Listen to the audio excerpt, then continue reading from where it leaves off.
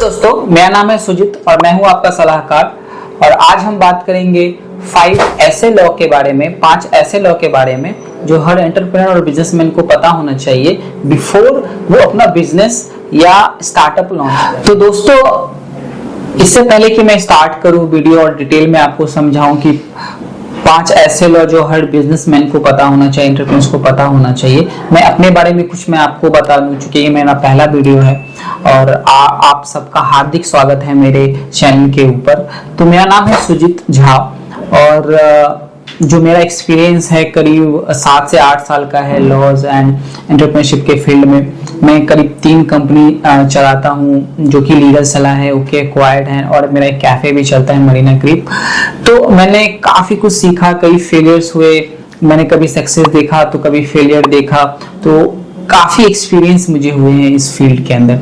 तो मैंने सोचा क्यों ना आप लोगों के संग एक्सपीरियंस शेयर किया जाए, कुछ ऐसे इंफॉर्मेशन शेयर किया जाए लॉज के बारे में, एंटरप्रेन्योरशिप के बारे में, बिजनेस के बारे में, फाइनेंस के बारे में, ताकि जो लोग बिजनेस स्टार्ट करने का सोच रहे हैं उनको काफी हेल्प हो। तो आइए चलिए शुरू करते हैं और समझते हैं 5 ऐसे लॉ जो हर एंटरप्रेन्योर और बिजनेसमैन को पता होना चाहिए। वो बिजनेस लॉ हर एंटरप्रेन्योर्स को जरूर पता होना चाहिए। तो दोस्तों, सबसे पहले आज हम डिस्कस करेंगे आईपी लॉ के बारे में। आईपी लॉ बहुत ही इंपॉर्टेंट एस्पेक्ट है आपके बिजनेस के लिए जब आप बिजनेस स्टार्ट करते हो। ऐसा होता है कि जब आप किसी बिजनेस को स्टार्ट देते हो या आपके दिमाग में अगर कोई आइडिया है या आप चाहते हो कि कोई प्रोडक्ट डेवलपमेंट हो, तो सबसे पहले जो लॉ इम्प्लाई होता है बिजनेस के अंदर वो है आईपी लॉ। और आईपी लॉ के कई सारे कैटेगरीज हैं, जैसे कि ट्रेडमार्क, कॉपीराइट, पेटेंट। तो ये इनका जो इम्प्लीकेशंस है वो सिचुएशन के हिसाब से बदल जाता है। हालांकि इस पे मैं डिटेल वीडियोस बनाऊंगा क्योंकि एक एक जो टॉपिक है काफी वास्ट है। बट अभी के लिए मैं अगर बताऊं, जो जब आप अपना किसी ब्रांड के बारे में सोचते हो कि जाने की अगर मैं एग्जांपल दूं आपको, यानी कि आप सीसीडी पकड़ लो, आप पेपर बोट पकड़ लो, ओयो है, पेटीएम है, तो सब ना अलग अलग नाम से ब्रांड है। तो आपने कभी ये सोचा है क्या कि ये अलग अलग ब्रांड नाम से चलते तो हैं, पर इसे कोई कॉपी क्यों नहीं कर सकता? तो इसके पीछे रीजन है आईपी लॉज। आप चाह के भी किसी भी बिजनेस नेम को या स्टार्टअप नेम को कॉपी नहीं कर सकते, ठीक है? तो सबसे पहले ये समझ लेना बहुत इंपॉर्टेंट है कि आईपी लॉ हर ब्रांड पे एप्लीकेबल होता है। अब आते हैं कॉपीराइट पे। अब कॉपीराइट क्या होता है कि देखिए, ऐसा है, ये जो टॉपिक्स हैं काफी बड़ी है, ठीक है? तो मैं आपको इसमें ब्रीफ दे देता हूं ताकि आपको समझने में थोड़ा सा आसानी हो बिजनेस लॉ। क्योंकि आज जो हमारा वीडियो है ये टॉपिक बेस्ड है 5 ऐसे लॉ जो हर बिजनेस पे, हर एंटरप्रेन्योर्स को जरूर पता होना चाहिए, ठीक है? तो हम इसके बारे में आज डिस्कस करेंगे और लेटर ऑन मैं वीडियोस बनाऊंगा, डिटेल डिस्कशन करेंगे हम स्पेसिफिक टॉपिक पे। तो जैसा कि मैं बता रहा था आपको कि आईपी लॉ के अंदर आ गया trademark, copyright and patent. Trademark मैंने आपको बता दिया कैसे होता है कि कभी भी आप कोई ब्रांड किसी का कॉपी नहीं कर सकते। कॉपीराइट का मतलब ये होता है कि अगर आपके पास कुछ ऐसे आइडियाज हैं, आइडियाज इन द सेंस वो एटलीस्ट कुछ फॉर्म में होना चाहिए, यानी कि पेपर पे होना चाहिए या फिजिकल फॉर्म में होना चाहिए। अगर मैं लॉ की बात करूं तो कॉपीराइट आप उनका ले सकते हैं। तीसरा आता है पेटेंट। पेटेंट क्या होता है कि कुछ ऐसा इनोवेशन जिसका आप आविष्कार कर रहे हो उसका आप पेटेंट ले सकते हो।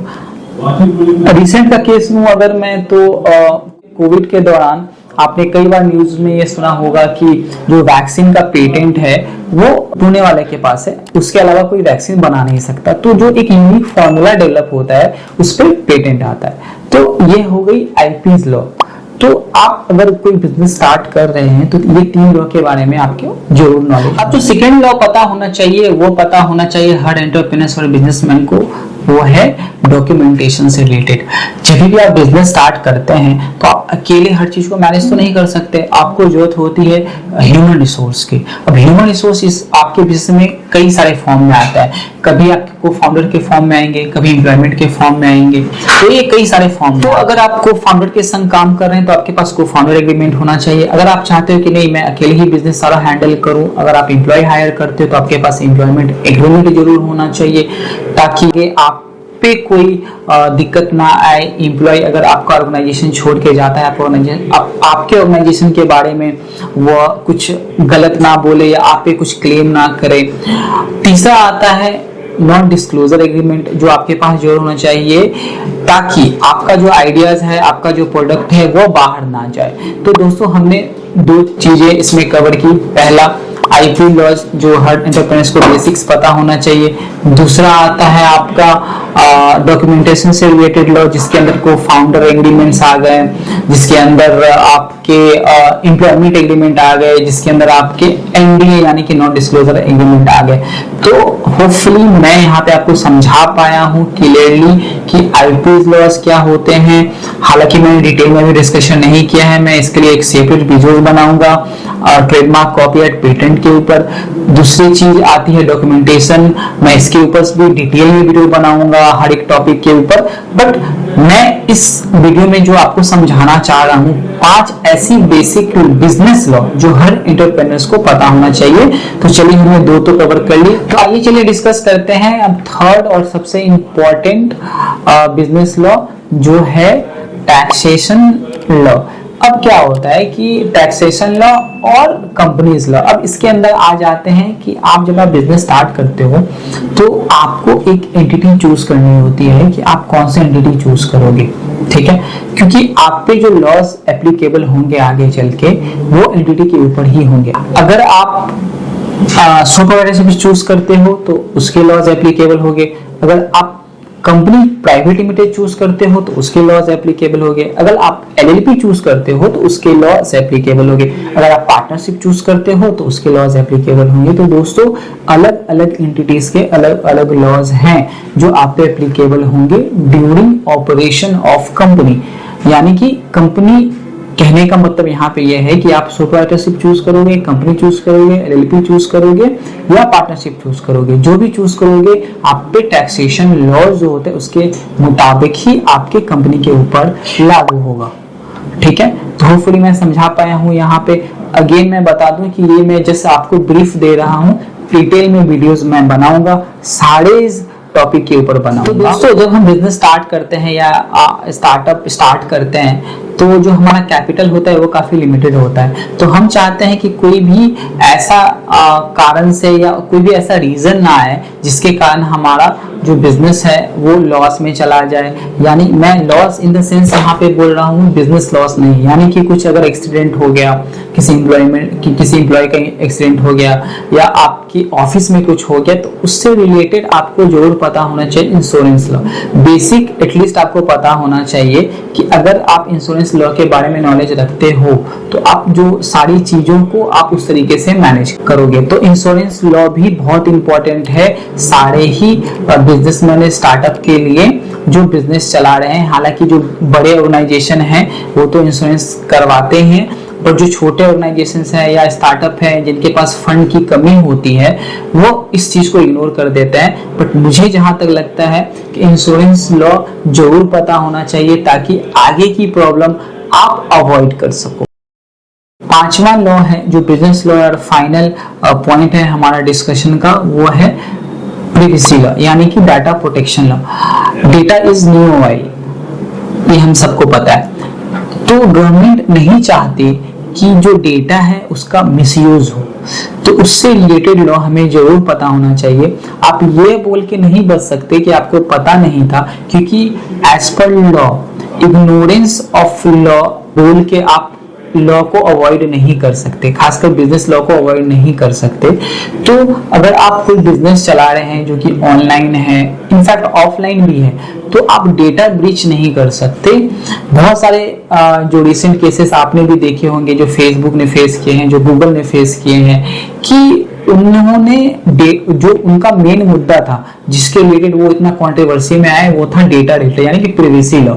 तो यह आपकी ड्यूटी बनती है जो आप कस्टमर से डेटा लेते हो during course of operation of your business, और या ऑफलाइन हो या ऑनलाइन हो, तो आप उनका डेटा प्रोटेक्ट करें, आप उनको शेयर ना करें किसी भी ऑर्गेनाइजेशन को, ठीक है।